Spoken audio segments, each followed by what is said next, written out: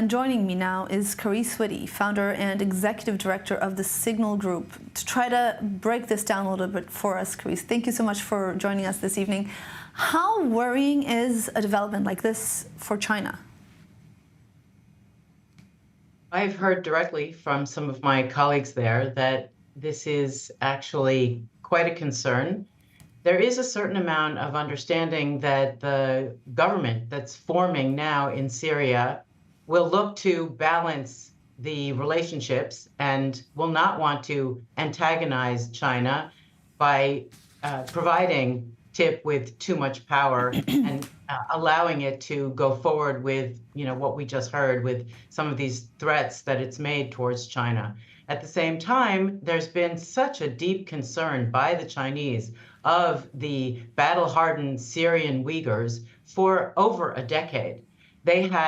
China had observers in Syria for many years trying to keep track of them and their families, and actually set up checkpoints in Turkmenistan to make sure that these fighters did not make their way into China across Afghanistan. So there's a deep, deep concern. There's a great fear in China of terrorism. It took extreme measures in order to prevent that.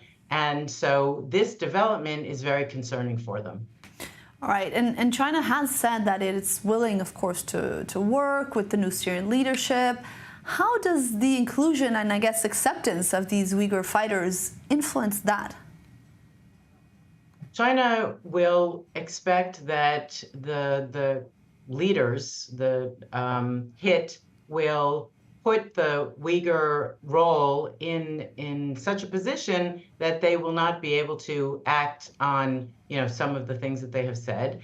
And in general, China is really sort of stuck between a rock and a hard place. It wants to have a relationship with Syria.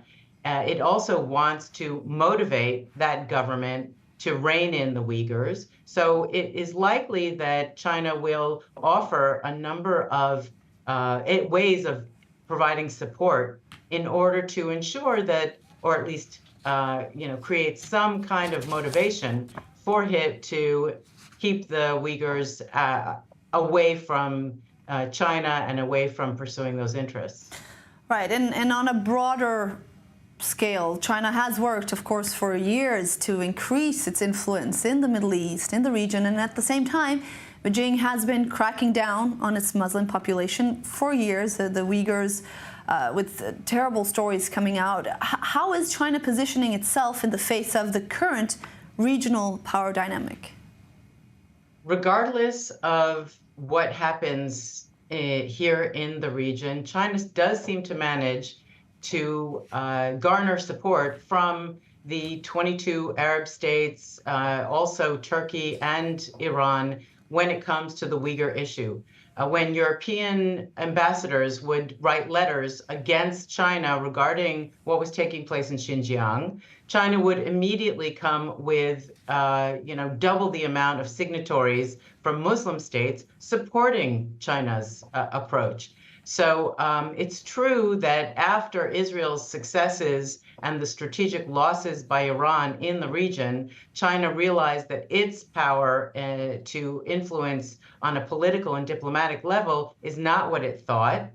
At the same time, China's economic influence and digital Silk Road, undersea cables, all of these areas that China is very strong in, it will continue to grow and continue to cultivate these very important relationships where China is the largest trading partner of almost everyone in the region. So while they don't have the diplomacy and the politics going for them, they do have the all-important finance, economics, and trade going for them. Guess we'll see how much money talks here. Carice Whitty, thank you very much for your input and analysis. Great pleasure. Thank you so much.